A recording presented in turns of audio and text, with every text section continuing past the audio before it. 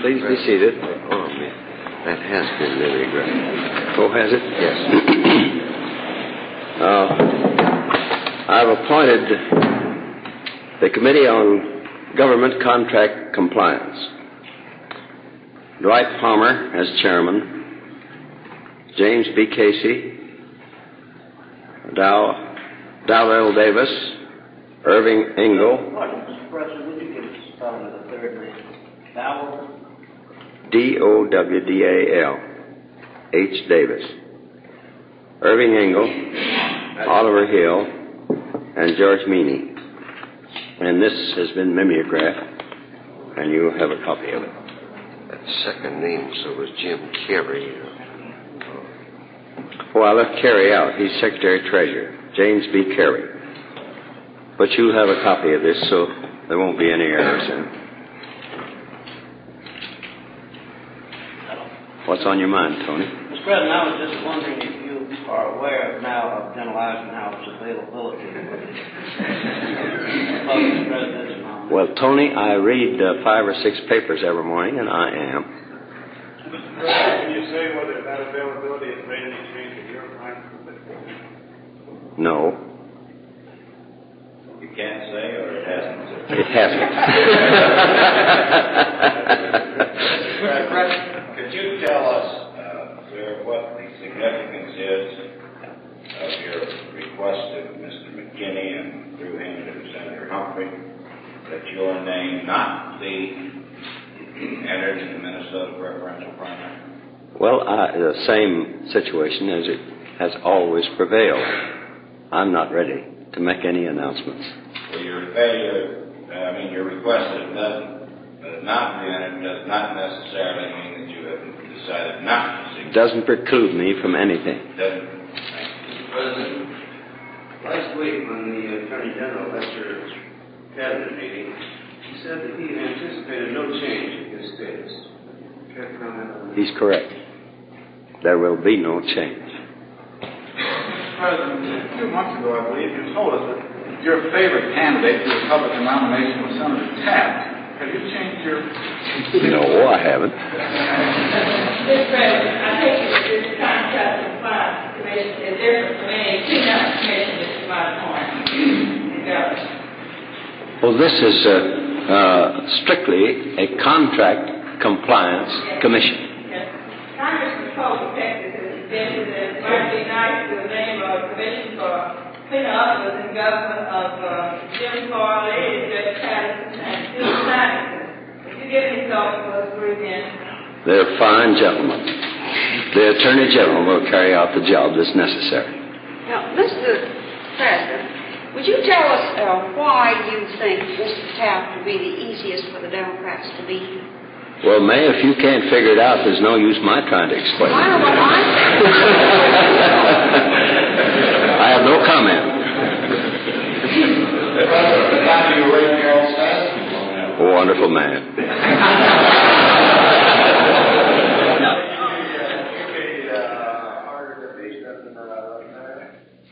No comment. Mr. President, there's been a lot of talk that your eventual course might be determined by the identity of the Republican candidate. Would that affect your thinking, sir?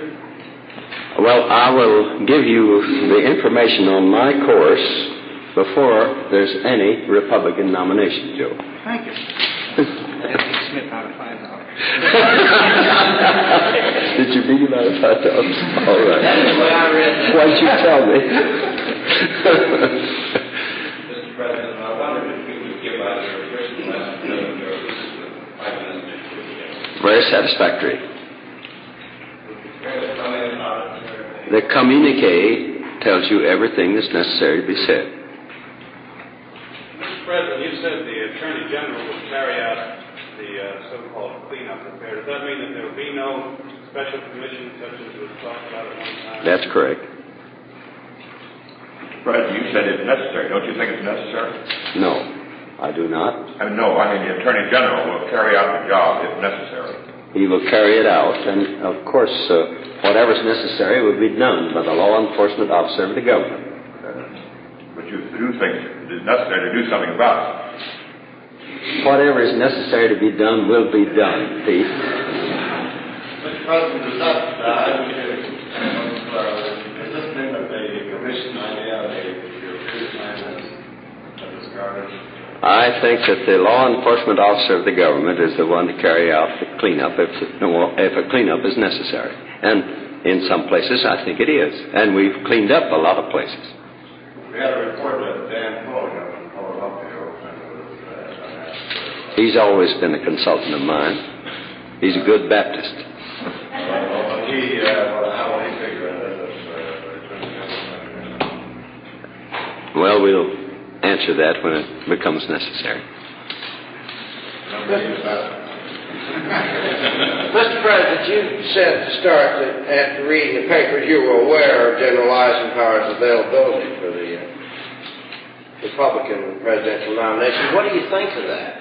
Well, I think I answered that question, Smitty, back in August when I said I thought Eisenhower is a grand man. I have the utmost confidence in him, and I gave him one of the most important jobs that this government has to offer.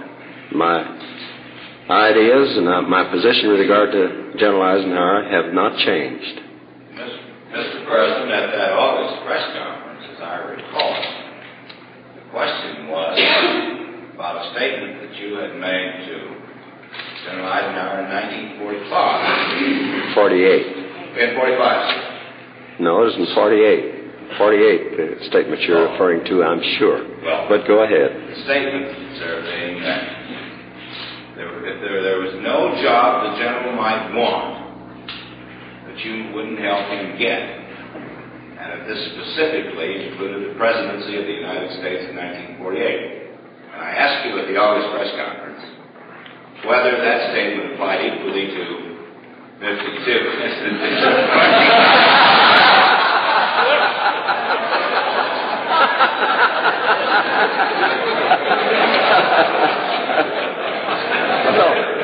Here's a transcript of that. Press conference, and you're entitled to read it. And it still stands. The statement still stands. Yeah. Now, what stands? Read it. All you have to do is to read it. We don't have the shreds here. Well, we let you read it, Tony.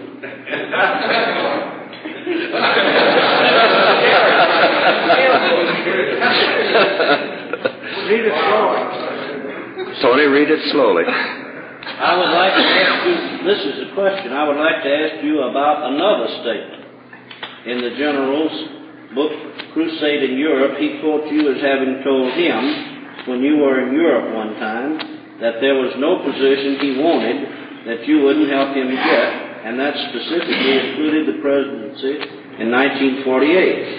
I would like to know if that applies to 1952 as well as 1948. The President, it certainly does. Question, it certainly does. The President, yes, I am just as fond of General Eisenhower as I can be. I think he is one of the great men produced by World War II. That's absolutely true, Tony. Go ahead. And I think I have shown that by giving him the most important job that is available for his ability. Question. Mr. President, would that mean that if General Eisenhower wants to be president, you would help him get that job?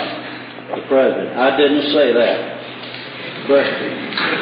Well, Mr. President, I would like to know if what was, not to cross-examine you, but what were you referring to when you said it certainly does to Bill Lawrence's statement? The President. Well, you will have to translate that any way you can, Smitty. I am glad...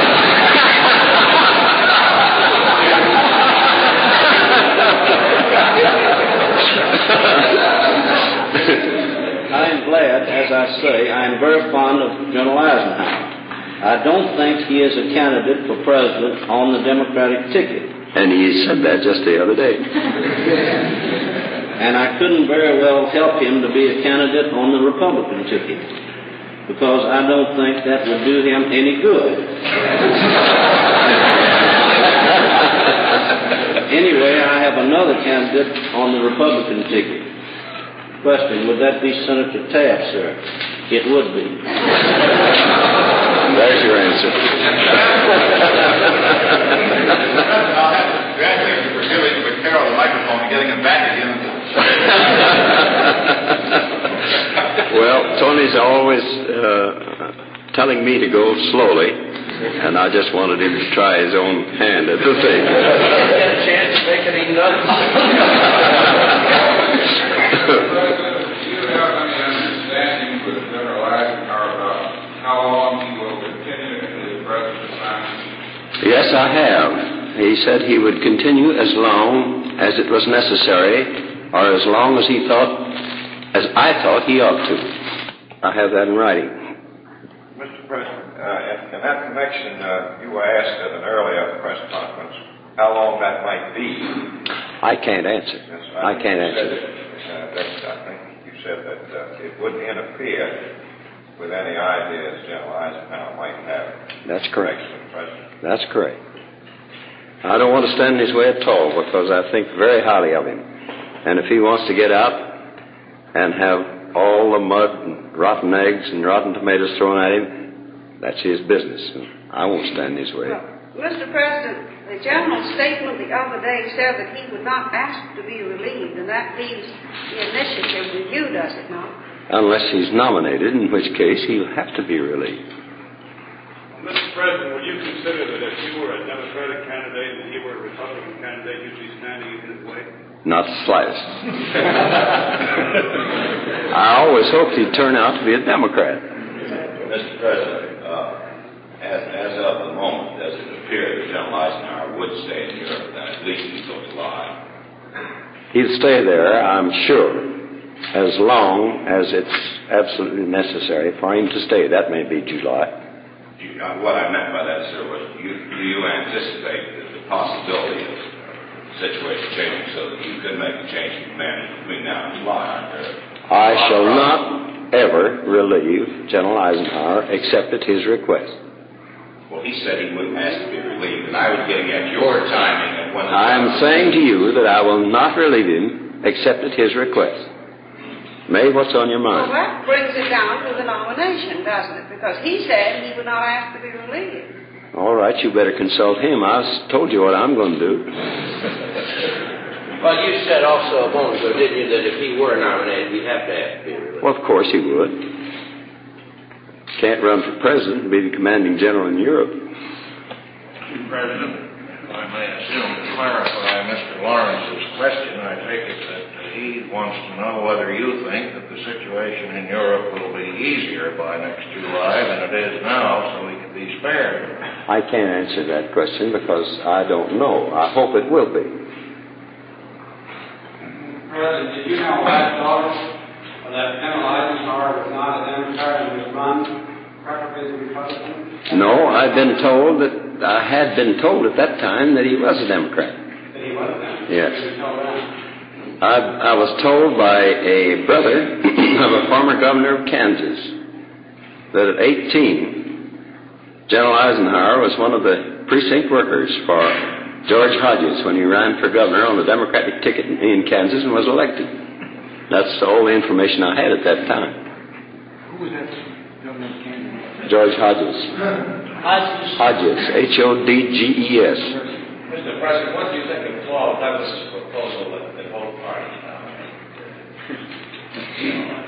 Well, I've always been against a one-party system. I think that's the road to communism. Mr. President, why didn't you find out he was a Republican then, sir? On his announcement just the other. Previously, I think in a press conference, you said that you thought that he was a Republican. Well, I came to that conclusion after all the conversation that had gone on, and I was assured in it on the statement that he made. Well, I tell you, I was thinking about the situation. Mr. President, a moment ago, I heard you to say that he would stay on at least until July. He'd stay on as long as I can keep him there. Because I want him to stay. I like him. He's doing a good job. What is your general thinking, sir, on the question of a professional military man? Well, I might refer you to a historical document in the American Dictionary of Biography. In 1852, a general ran for president. Read that. His name was Winfield Scott. That'll give you the answer. Could you sort of give us a clue, Mr. President? No, you're going to have to do your own reading. I'm not going to quote history to you. I'll teach you some history. You won't read with just read the biography of General Scott, and then you might read also the biography of the fellow that beat him, whose name was Franklin Pierce. He was a brigadier general in Scott's army, and it's most interesting. Read them both and do you good. Mr. President, do you mean that if the next president cannot be a Democrat, you think that Eisenhower would make the best president for the country among the Republicans? I didn't say that. I don't think the country would be good under any Republican.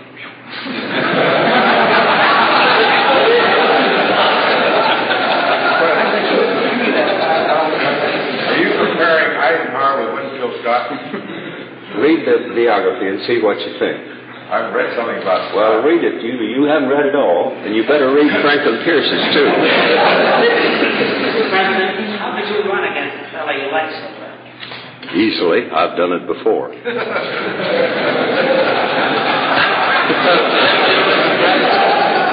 That I'll answer at a later date. Mr. President, you said that you would answer that before the Republican convention. That's correct. Decision. Will Mrs. Truman be happy with your decision? You ask her. I don't speak for her. I call her the boss. Mr. President, how are you going to get back on your train? Well, whenever the Democratic convention is over, I shall go out and try to elect the Democratic candidate, whoever he may be. Do you anticipate more convention? No.